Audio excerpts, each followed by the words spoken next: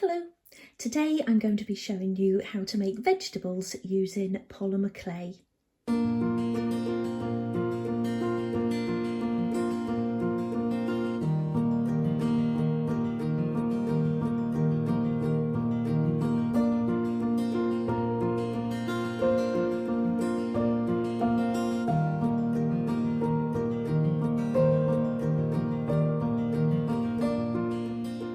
So I just want to start off by showing you the tools and materials that I'm going to be using today.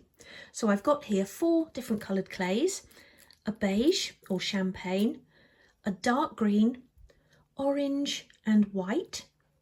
I've got my pastels or chalks that I'm going to be using to colour the clay with. There's my little vegetable basket. I've got 3 ceramic tiles, so I've got a couple here to actually work on, and then this one I'll be using to put into the oven to actually bake the pieces on. And then I've got my little box of tools here. I won't be using all of these today, but it's really handy to build up a little selection of tools for shaping and texturing the clay. But I'm not going to go fully into that now because I have actually done a separate video which you'll find here on the channel in the Polymer Clay playlist. I'll try to link to that at the end of this video, and in that there's just a separate episode showing everything that I use for making clay food. Now, the other thing I want to mention here as well, and I always mention this book whenever I'm making anything from polymer clay, and it's this wonderful book called Food Displays from Sue Heiser.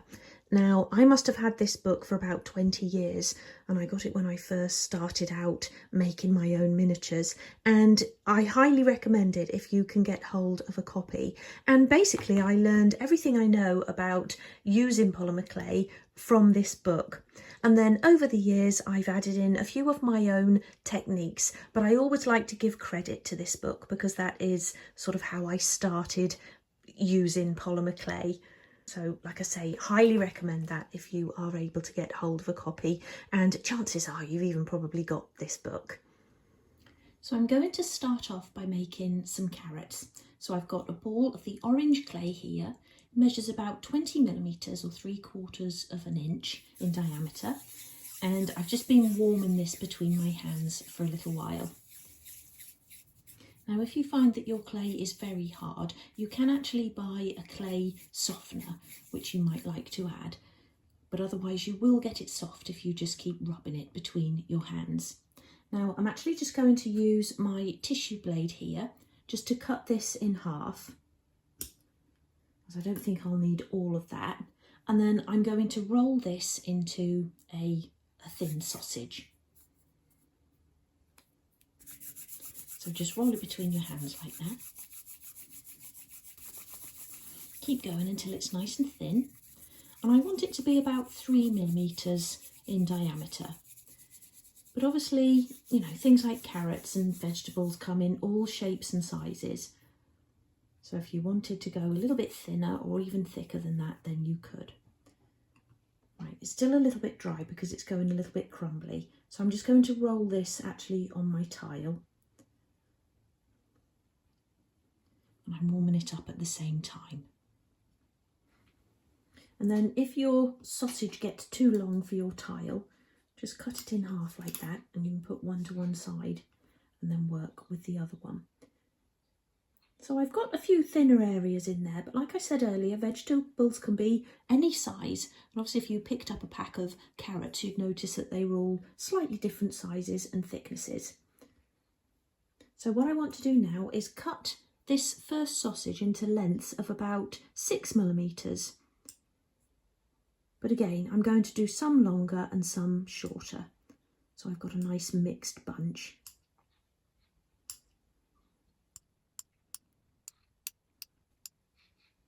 Like that. And then what you want to do with each one, and I've already got a start on my first one because it's got a bit of a point, is just narrow it at one end like that, just by rolling it at that end. And then you're turning it into a carrot shape. Let's try the next one. So I'm just rolling at one end like that. These are actually fairly easy and quite a lot of fun to make as well. So do that with each of them. And if ever, like that one there, I started rolling and it's still a little bit dry, so it's just started breaking, you can just roll it into a little ball, warm it up a little bit more, and then again roll it into a little sausage and start again. So if ever they crumble or break, don't just think, oh, I'll leave it like that, you know, just roll it back up and do it again.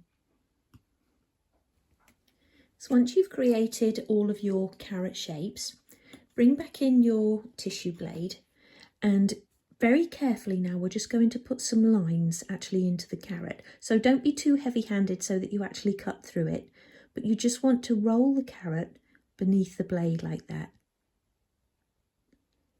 And then what you're doing is just put in some little lines in, really gently.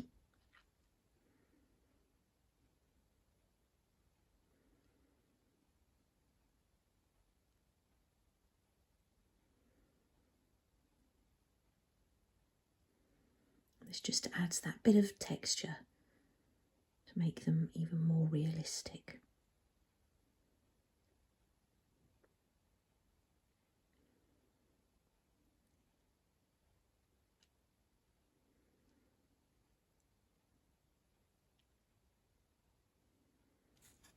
So once you've created that texture using your blade, bring in a dressmaking pin, and we're just going to make a little hole in the end of each one. Now if you can do that without picking them up, then do so, but if you need to just very gently hold on to them, you can do that. But just don't put, you know, too much pressure on so that you're wiping off the detail that you've just added. Just like very gently hold on to it.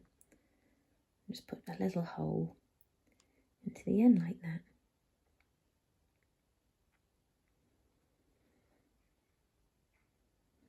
I think I've done all of them now. So I now want to add a bit of colour to my carrots. So I've got here a piece of scrap paper, and I'm going to take my dark green chalk and just make a bit of chalk dust onto my paper like that. You don't need much. I just think I'll add in a little bit of lighter green as well. And then using a soft paintbrush, just mix the chalks together like that. Dot it onto the brush, and then you can sort of just dab it off so you're not going to put too much on. And then again, just very lightly colour the carrot. You want to get all the way around and roll it around like that. And this is just adding a tiny little bit of colour, a bit of shading. Because again, carrots aren't always bright orange.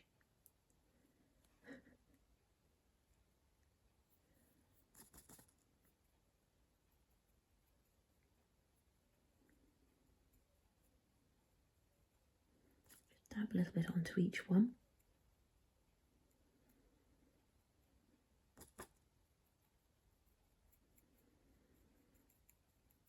And once this chalk is actually baked in, it doesn't come off, so you wouldn't be able to then wipe it off.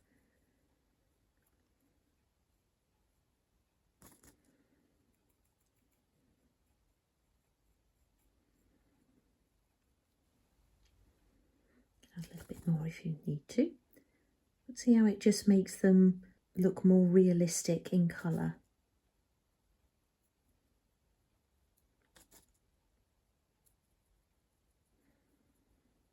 Don't be tempted to put too much on at once. Okay, so these ones are now ready. So I'm just going to very carefully lift them onto my baking tile. And again, try not to sort of handle them too much so that you're not taking off any of your texturing or chalk.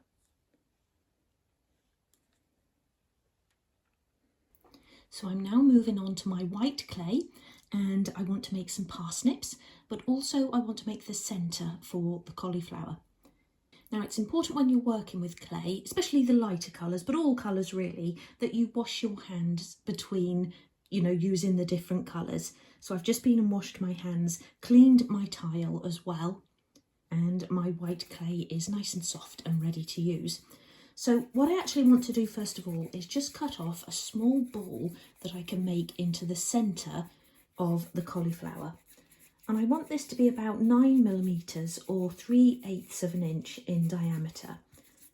So again, just start by making a sausage. And then I just want to cut the end off there and then roll that into the ball. And we're not going to worry about the leaves yet, because what we'll actually do is make the centre of the cauliflower, bake that, and then we'll add the leaves. And that way you keep the centre nice and round. You're not going to squash it when you add your leaves on. So holding that in my hand, I'm going to bring back in my dressmaking pin. And I just want to make those little marks that you see at the top of a cauliflower, or the florets. So just make some little dots, but in little clusters. So leave some little lines in between, and that will just then look like the, you know, the marks between the florets.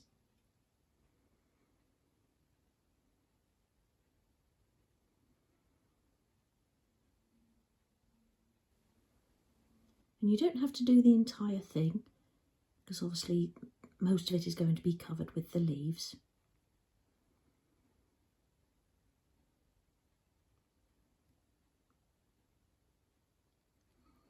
That looks quite cauliflower-ish, doesn't it?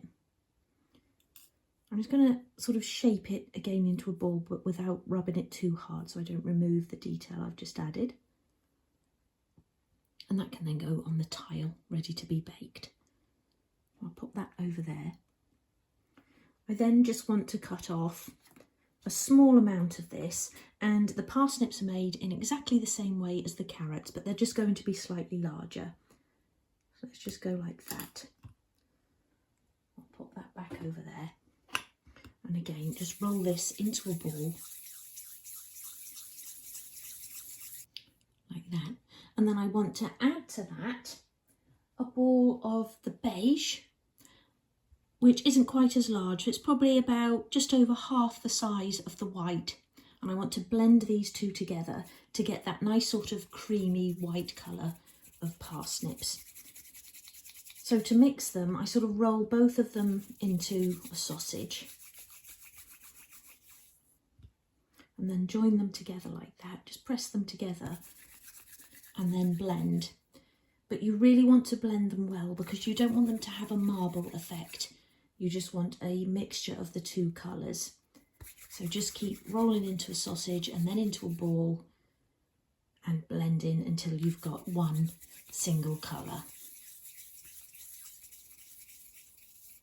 So once you've blended your colours together, again, make your sausage. And these are made in exactly the same way as the carrots, but just slightly larger. So I'm just going to snip that in half like that. And then cut them probably about 12mm long. Some can be a little bit longer, and that would give you a parsnip of about 6 inches long in real life.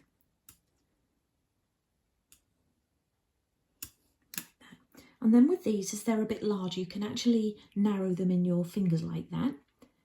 So narrow the end down, and then you can just sort of roll over that end, just so it's not quite as sharp up there. Again, don't worry if they go a little bit out of shape, that will just add to the realism.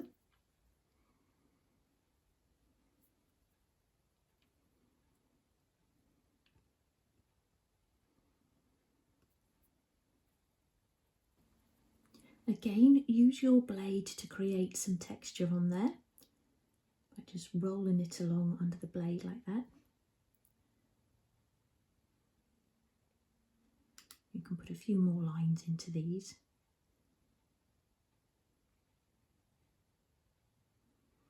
Just being really gentle so you don't actually cut through them.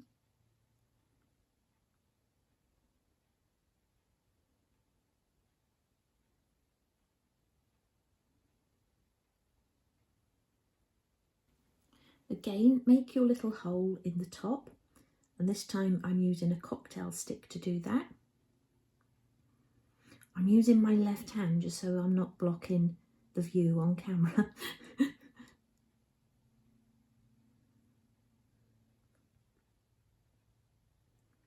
And with this, if you get any sort of fingerprints in the clay, it doesn't really matter because that will just add to the texture of the parsnip.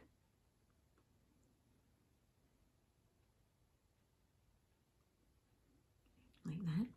And then to colour these, I've just mixed a couple of different coloured browns and a bit of yellow ochre as well.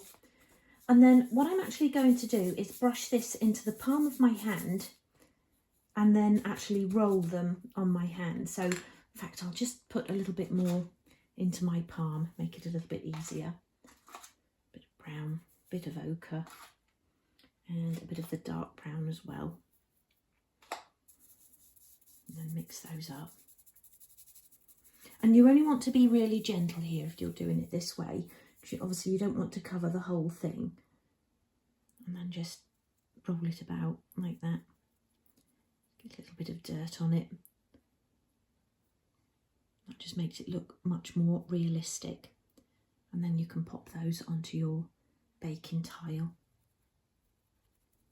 And obviously if you'd rather use the brush, then do that. If you don't, want to put the chalk onto your hand. It's just a technique that I find is a lot easier when you're applying it to a larger piece.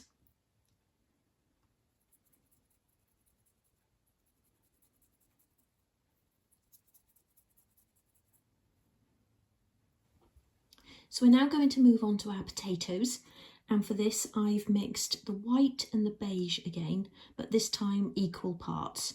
So 1 part white, 1 part beige, and I just made up sort of 10mm balls of each and then mixed them together in the same way until you get a solid colour. And again, I'm going to make a sausage. And you want to roll it out until it's about 6mm in diameter. But again, potatoes come in all sorts of sizes, so if you've got thinner areas or thicker areas, then that's fine. And again, we're going to cut them between 3 and 6mm, so 1/8 to 1/4 of an inch. If you wanted to do baked potatoes, then you could make them a little bit larger. Like that. And then with these, we want to roll them into a sort of oval shape. Something like that. So I'm just sort of rolling them almost into a ball and then just flattening them out a little bit. And you don't need to be too precise here because again, potatoes are all sort of funny shapes and sizes, aren't they?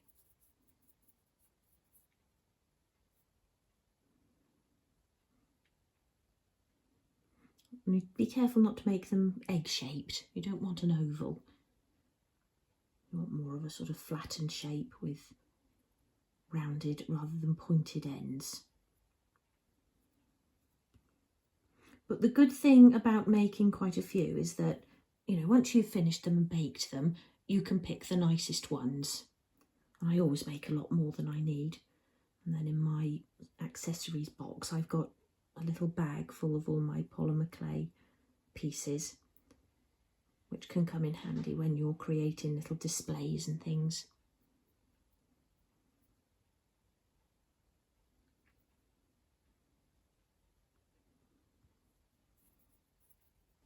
So once you've shaped your potatoes, bring in your smaller pin again.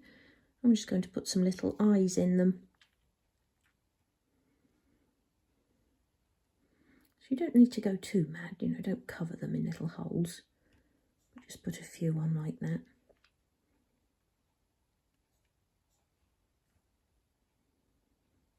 And again, it doesn't matter here if you get the texture of your fingers on them. And your fingernails and things like that. Well, some pieces you need to be really careful. You're not touching them too much, but with things like potatoes and a lot of vegetables really, you can get a few more little marks on them. They actually look quite good with little nail marks in them and things.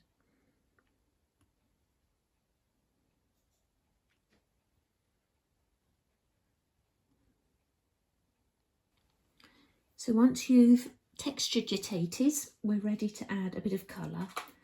Again, I'm going to do that in my hands. I'm going to go for the lighter brown and a bit of the ochre or the yellow ochre again. Now, with this, you don't want to put too much on. It can really ruin them if you sort of overload them with colour. So you really do only want a very, a little bit of colour. Like that, so that your little marks still show as white, and that looks more natural than making it look too dark brown. But you can also do them red. If you wanted to, you could add tiny little bits of green detailing. See how you get a much more natural colour if you just keep it light.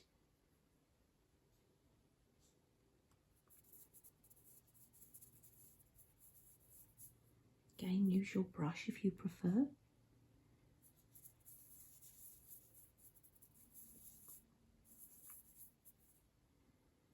She's got some really nice shapes here.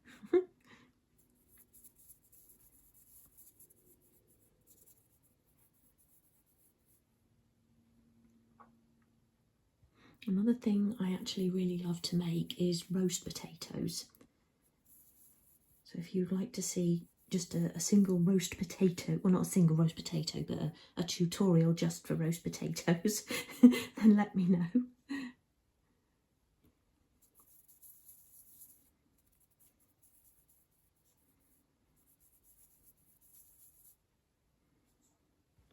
Okay, so my veggies are now ready to put in the oven.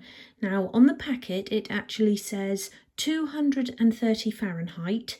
I think that's 110 Celsius for 30 minutes. But because I'm only making very small items, I'm going to turn the heat down a bit and put them in for less time as well. So I'm going to go and put them in now, and then I'll let you know how long I did actually bake them for. So all of my veggies are now baked. So everything has dried nice and hard, and it's all cooled down now as well. So I put those in on 200 Fahrenheit for just 15 minutes. And I think even that was a little bit too long. If you have a look at the cauliflower middle there, can you see how it's just started to discolour? And that's when the clay starts to burn and it gets sort of like a little peachy orangey colour to it. Now, it doesn't matter so much, for the sake of the cauliflower, because they do have a bit of brown marking on them, so you won't really notice that. But just to say, don't leave these smaller items in for too long. It's always best to put them in and then check and take them out a bit sooner. So what I want to do now is actually make the leaves for the cauliflower. So using my dark green polymer clay, I've got 3 balls that measure about 9 millimeters, 3/8 of an inch, and then a couple that are slightly larger than that. And each of these is going to make a leaf. So take the first little ball and you want to flatten that out into an oval on your tile. So just flatten it out with your thumb, turn it over.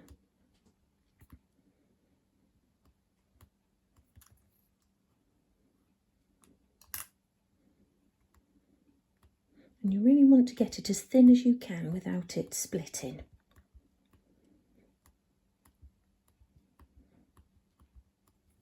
And where it sort of splits around the outside edge, that's fine, because we actually want that, and that makes up the outer edge of the leaf. So then very carefully just do some veins on it with your knife. Again, not going so hard that you actually cut through.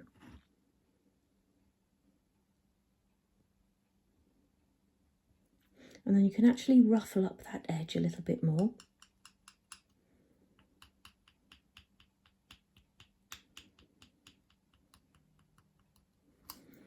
And then lift that off like that. Bring in your centre and stick that around it.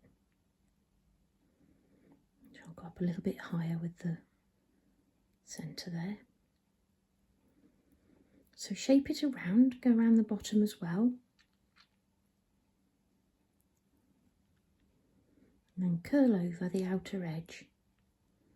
Don't worry if it splits like that.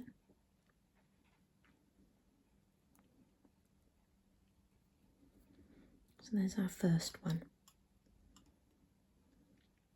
So make another couple of leaves in the same way, using your smaller balls of clay first.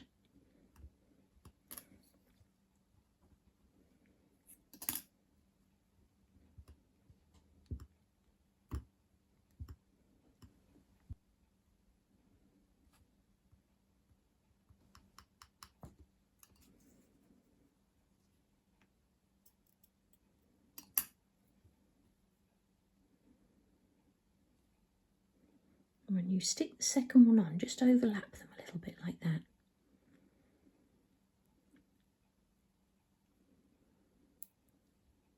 And then again, just turn over the edge.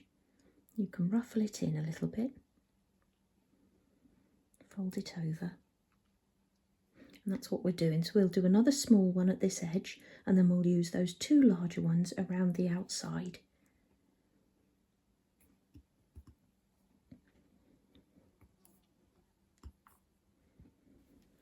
Okay, so I'm going to put my final leaf around the other side there.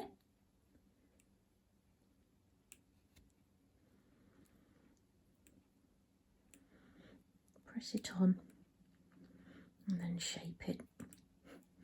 Looks good, doesn't it?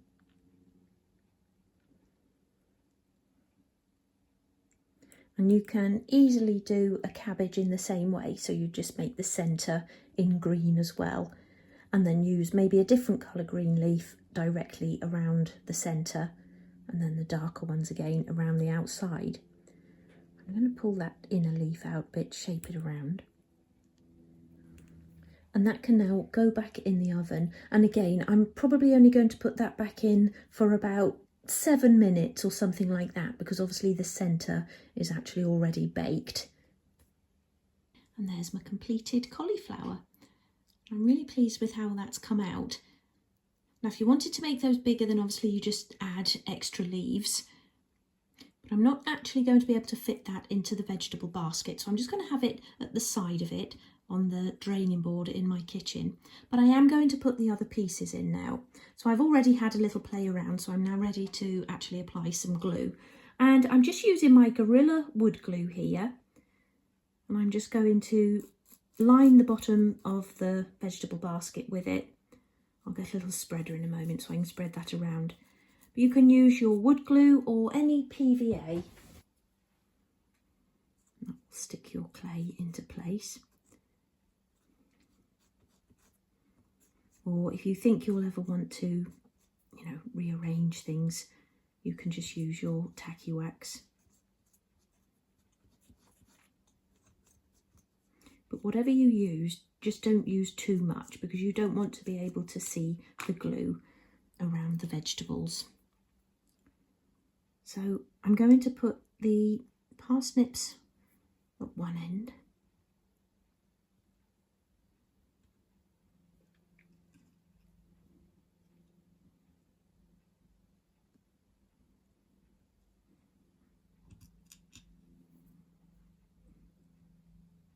Like that, and then I'm going to have the potatoes at this end, and then I'll have the carrots in the centre just to break up the colours a little bit.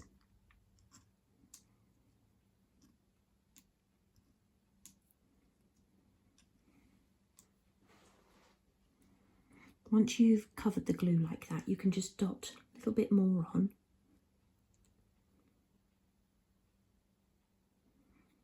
Like I say, just don't use too much.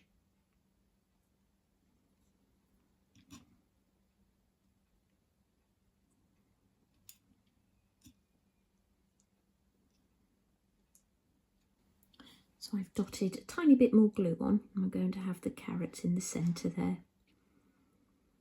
I might just get my tweezers to help me with those, just because they're quite fiddly. And if you wanted to add a bit of greenery to the carrots, then you can. Any sort of scenic materials that you might have. And just put a little bit of green at the top of just a few of them.